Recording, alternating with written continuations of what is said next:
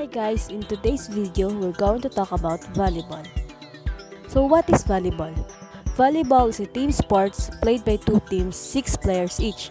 The objective of this game is to send the ball over the net and ground it on the opponent's court, as well as preventing the same effort by the opponent. How about where and when does volleyball came from? So volleyball was invented in 1895 by William G. Morgan. It was designed as an indoor sport for businessmen who found the game basketball too vigorous. It was first called mentonet before it became volleyball. At the year 1964, volleyball became an Olympic sport. Rules and regulation: 6 players each team, 3 on the front row and 3 on the back row. Maximum of 3 hits per side. Player may not hit the ball twice in succession. The ball hitting a boundary line is in. The ball is out if it hits an antenna, the floor completely outside the court, any of the net or cables outside the antenna, the referee stand or pole, and the ceiling above the non-playable area. It is legal to contact the ball with any part of your body. It is illegal to catch, hold, or throw the ball. After the serve, frontline players may switch position at the net. And for the additional information, let's hear this out. Each point starts with a service, and service a player needs to hit. Here the white team is serving, so they need to stand outside the court. So they need to stand outside this line somewhere over in this area, and they need to toss the ball, hit it by the hand, and it should fall in this green area. Volleyball is basically, you can think of your hand as a racket, and you can think of it like a racket sport, but your hands are your racket. So if you hit the ball anywhere in this area, the service is good. If the ball hits the line, then also it is good. If the ball hits the net and then it goes over into the other area, then also it is good.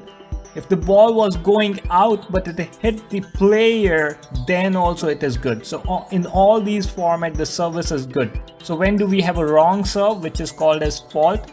So if a ball hits into the net, or if ball is outside this playing area, then it is called as a fault serve, and in that case you lose the point and then the serve goes to the opposing team.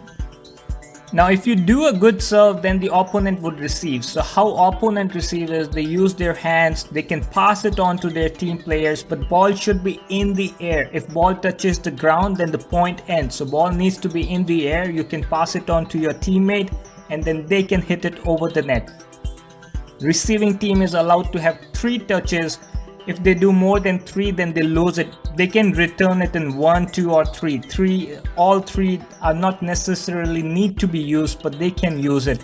Now one thing that you need to keep in your mind is block doesn't count as a hit. So a team is allowed to have 3 hits to pass the ball, but the block doesn't count. So in this case, let's say it hit the blocker's hand and it goes to the team, they would still have 1, 2 and 3 hits. 25 points are required to win one set with the difference of 2 points. Volleyball court dimensions. This one here is the sample, and let's hear about the explanation. There are various forms of volleyball. The one that we are going to talk about is 6 versus 6 formats, where you have 6 people on both sides of the net. Now the field is divided into 2 areas and separated by a net which is 8 feet high, and there are 2 antennas, so you need to hit about the net between the antenna and in the playing field.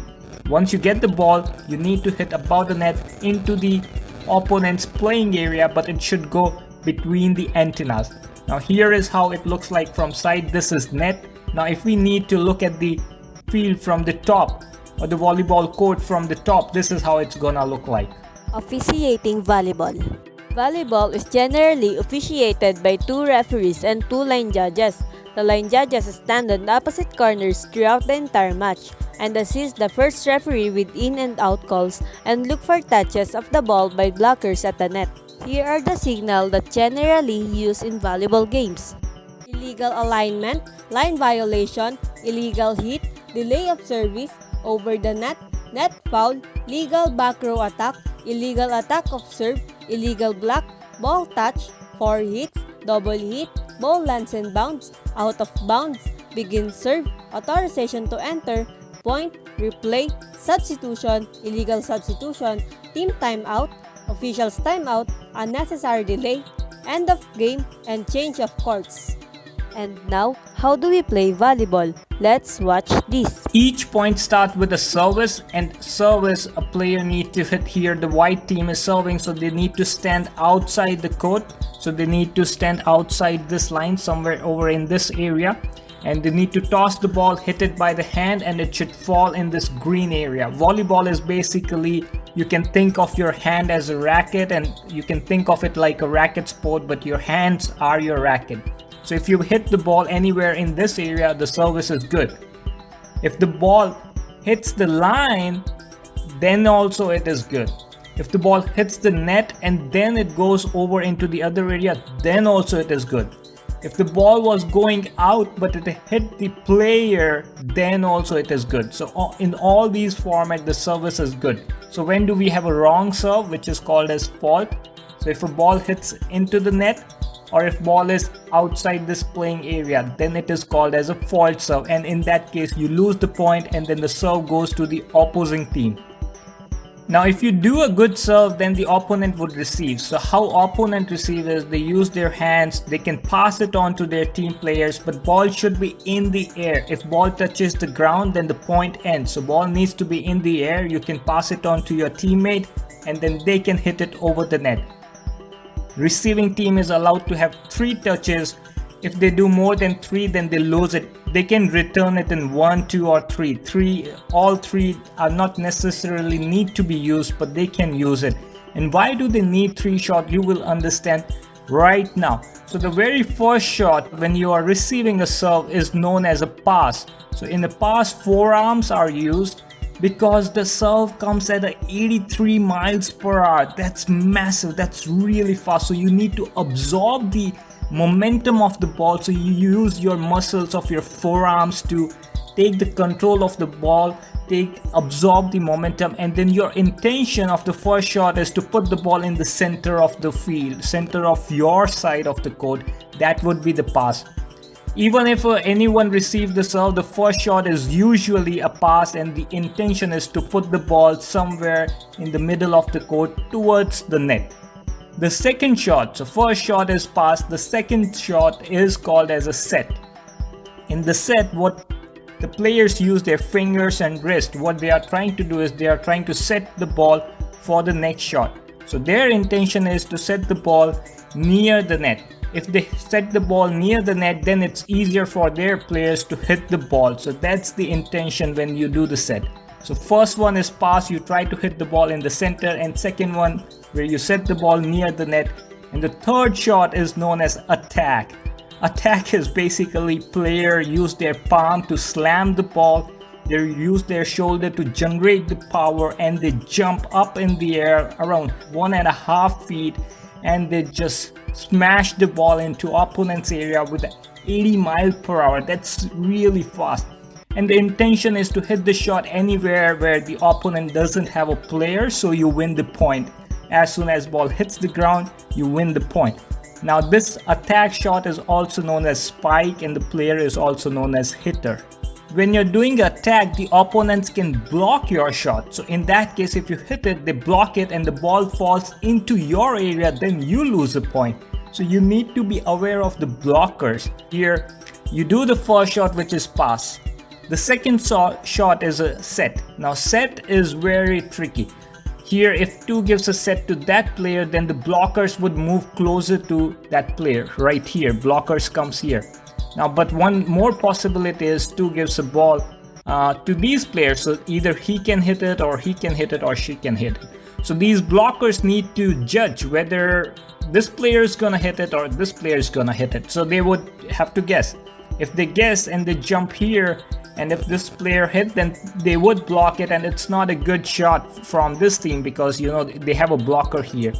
But if they hit a shot from here, if he just leaves the ball is coming this way, and this player hits it, nobody's here, no blocker is here, they have more chances to win the point. This is where game gets very interesting. Once ball is passed, now setter can set here, setter can set here, anywhere. So a lot of anticipation is there as well.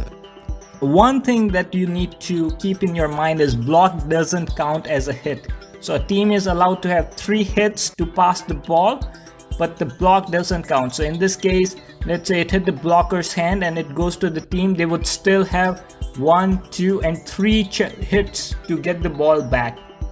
The con is if the ball hits the blocker, then it is counted as an in. So let's say the ball was going way out but it hit the blocker, then it would be counted as an in, so you would lose a point. So blocker need to be careful as well. Winner of current point gets to serve for the next point. So if white team is serving and they win the point, then they serve for the next point. They win the point, they serve for the next point. They keep on serving until they keep on winning the point. Once they lose the point, then serve would go to the black team, and then they would serve until they lose a point. They'll keep on serving till they are winning a point. Once they lose a point, serve goes back to the white team. 25 points are required to win one set with a difference of 2 points. What does it mean is, let's say there's a team A, you are team A, and let's say I am team B. You had 25 points, I have 15 points, the difference is 10, it's more than 2, so you won that set. 25-23, the difference is 2, you won that set. 25-24, the difference is 1, so you didn't really win this game even though you have 25 points because the difference is 1. So now you need to win one more point, so either you do 26 or I do 27. So you did 26 minus 24 2. Again, you won, you're like a champion, you beat me all the time. Now 25 points corresponding to one set. So you win a set if you win at 25 points. And you need to either win 2 sets or 3 sets depending upon which tournament you're playing. Here's a score. Let's say team A, team B, they have 5 sets. The first 4 sets are whoever wins 25 points with a difference of 2, but the last set is whoever wins 15 points with a difference of 2. So out of these 5 sets, you need to win 3 sets. The first 4 sets are 25 points. The last set is just 15 points, but you need to have a difference of 2. So let's talk about volleyball position. So volleyball field, we'll talk about the black team here. This area is known as a front zone and the other area is known as a back zone. So mostly you would hear front zone, back zone. And then the positions, there's an outside hitter, blocker, and different position. Let's talk about them in detail. So once you see a green player here, one player would have a different jersey from all the players of a team. That person is the passer. That person is known as a libero, and that person's job is, or he's or she's very skillful in passing the ball using the forearms, and they are very agile. So you have one libero in both the teams. Then there's a setter who sets the ball. So typically you would have 1 or sometimes maybe 2 setters. And then you have the hitter. So typically there are 3 hitters in the team. And then there's a blocker. So there's a 1 blocker mostly on the team. So the job of blocker would be to stand close to the net and block the shots. If you're a recreational player, whatever I've said so far should be good enough for you to go ahead and enjoy the volleyball. But if you want to go a little bit pro, then there's one very important concept you need to understand, that is rotation. It is a little bit tricky, but I'll try my best to explain it. This is very important if you're watching a pro match or if you want to be a pro player. So what is rotation, what is in rotation, and what is out of rotation? So what does rotation mean is, let's say you're player 6, then player 6 needs to be on this side of player 1, on this side of player 3, and on this side of player 5. So player 6 needs to be between these players. So player 6 can stand anywhere in this green area, then player 6 is in rotation. So for player 1, player 1 would look at player in front of them, or there's no one in the right, so on the left. So if player 1 stands in this area, then the player 1 is in rotation.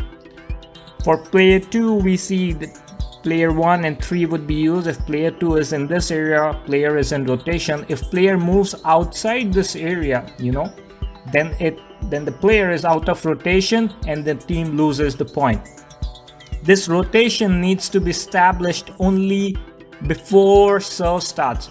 Once serve is done, then anyone can move anywhere. Let's take a look at a player 3. Player 3, we would look at player 2, 4, and 6. So if player 3 is between them, anywhere in this area, following the rule, then player 3 is good. Otherwise, player 3 is out of rotation. Now let's take an example. So player serve, it goes to player 1, 2, and then ball is here. So anyone who is in the front zone can jump and hit the ball if ball is above the net.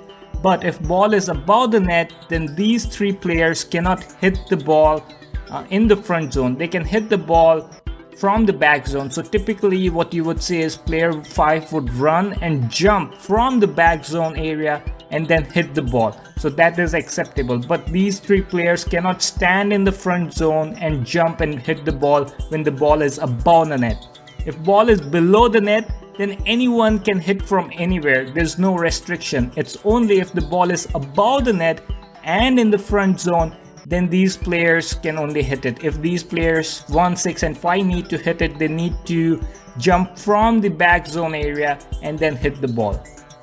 There is one more concept of rotation that happens only when serve changes and your team is serving. So if serve changes and it goes to opponent, then you don't need to do anything. But if serve changes and now you are serving, then you need to do a rotation. Here, if the white team is serving and they lost the point, so now let's say we are the black team. So because we won and now it is our serve, so what we would do is we would have our rotation 1. So everyone moves 1 position in the clockwise direction. So when we are serving, this would be our position. Player 2 would serve. Now let's say they won the point again and now it's their serve, and then we won the point again. So now it's our serve. So whenever we get serve, we need to rotate. So it's our serve, we rotate again. But we only rotate when serve changes. So if we keep on winning the points, then we don't need to move our players. Only when we lose a point and then again we win the point, then we need to rotate. Here in rotation 2, everyone moves 1 position in clockwise direction. Now the libero, who's dressed differently, cannot play in the front zone. That's the restriction on libero. Now the benefit of libero is libero can substitute n number of times and it doesn't count as a substitution. There are a limited number of substitution a team can do, and libero substitution doesn't count. So here libero cannot play in front zone. So what they do is they would substitute an external player, and now libero can replace any of these back zone players. So what they would do is replace libero with one of the back zone players, and this would be your formation. Now let's say you lost a point again, ball goes to them, or something happens, and then you got the point again. So once you get the point, you do a rotation. You would do a 3rd rotation, and let's say again you lost a point, and then when you won a point again, it would be 4th rotation. And then let's say you lost a point and then you won a point again, it would be a 5th rotation. Now in 5th rotation, you see libero is back in the front zone, which is not permitted. So libero gets replaced, and now libero can replace anyone on the back zone. So libero would replace player X, and now it becomes like how it started. And in the next rotation, when you lose a point and then when you win a point, you would have 1 more rotation, and now this is exactly how you started. So this is rotation. The players needs to be in rotation, which means this player need to be between these 3. And then when you win a point, when your opponent is serving and there's a serve change, then you rotate all the players 1 time. You might be wondering why rotation is there, because otherwise you would put all the good hitters in the front and they would hit all the times. So volleyball made sure that all the players rotate, so that sometimes you have a good attacking line, so you're dominating, and then you don't have a good attacking line, so the momentum can change and make game much more interesting. And that's where our video ends. Thank you. Hope you learned something.